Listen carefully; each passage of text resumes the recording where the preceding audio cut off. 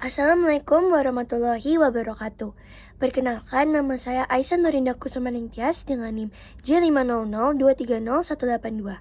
Pada video kali ini, saya akan menerangkan tentang bagian-bagian dari preparat sel dan juga epitel. Ini adalah mind map yang sudah saya buat. Di atas ini ada judul, sel dan epitel, lalu dibagi di bagian kanan ini adalah preparat sel, dan yang di kiri ini adalah preparat dari epitel.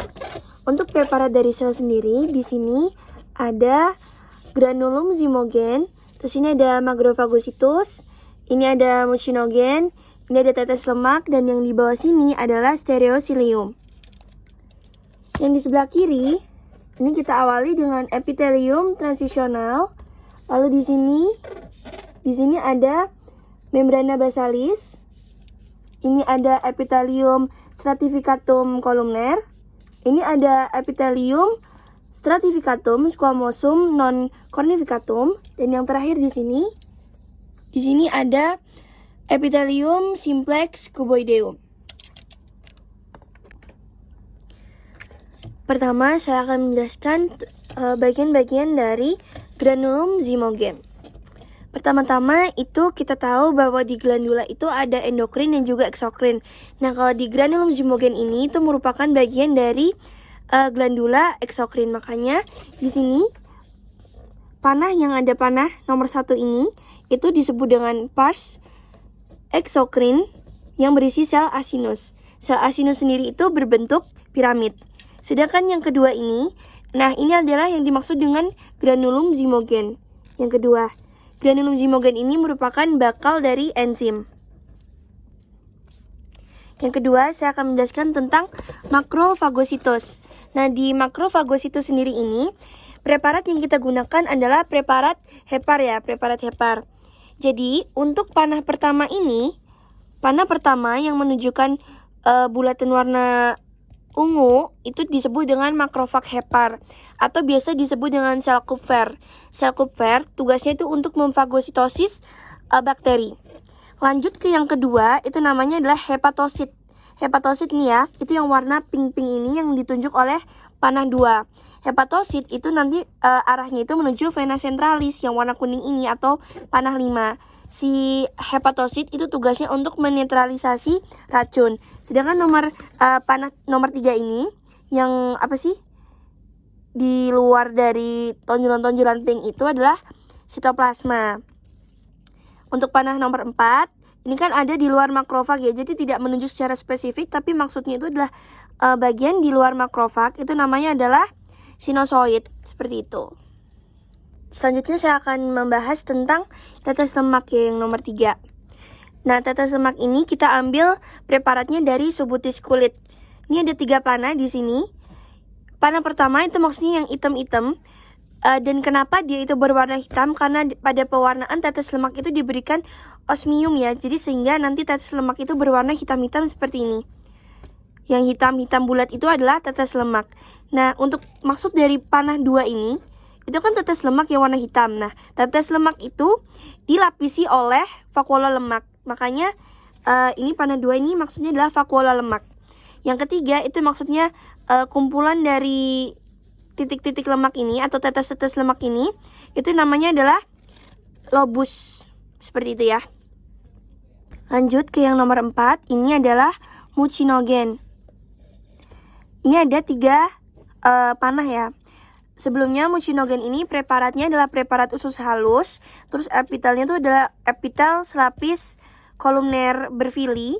Makanya di yang nomor 2 ini, yang bagian pink luar ini, itu namanya adalah fili intestinalis. Untuk bagian yang ini nih, garis pink luar itu. Nah, untuk yang nomor 1 atau untuk yang warna pink, bulat-bulat warna pink ini, itu disebut dengan sel goblet dengan mucinogen.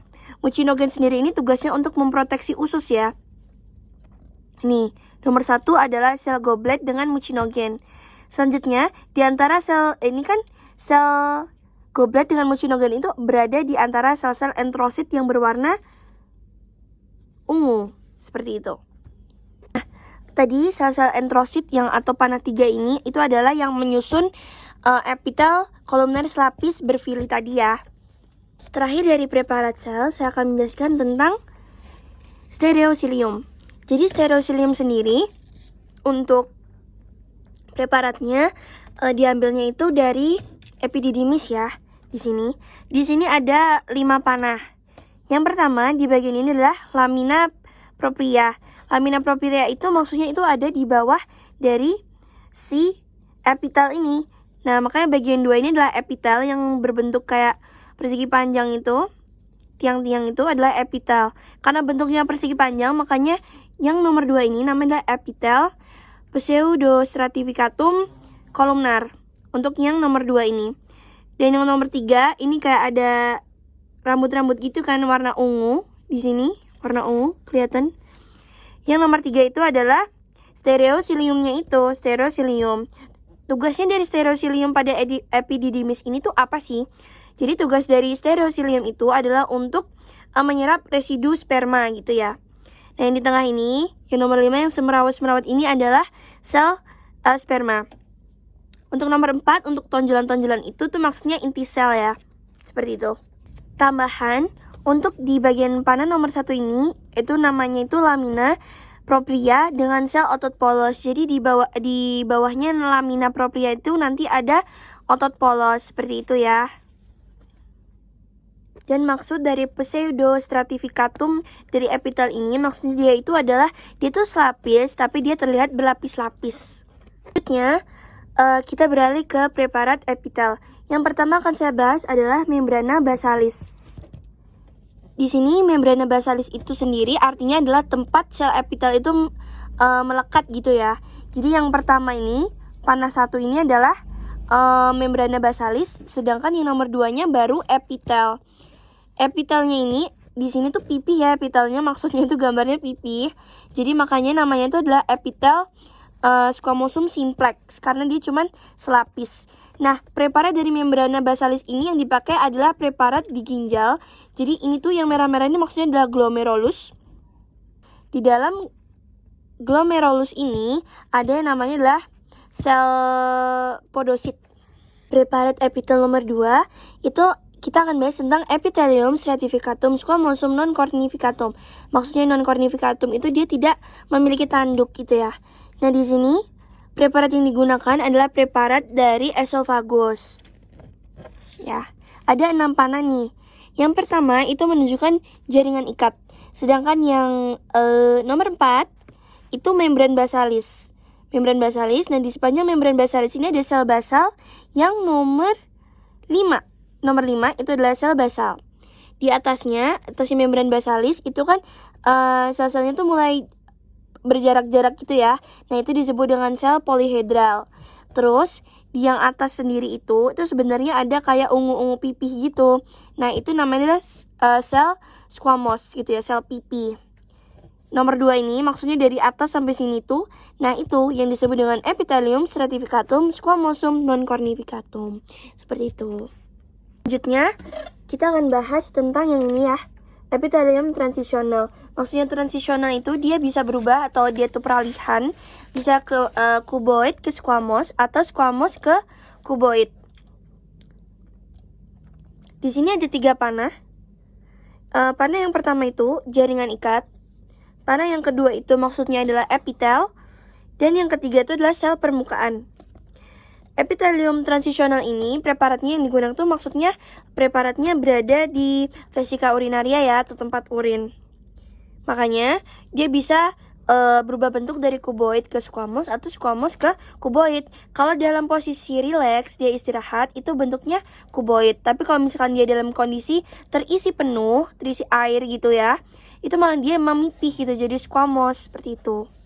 Selanjutnya untuk yang keempat adalah epithelium stratificatum columnar.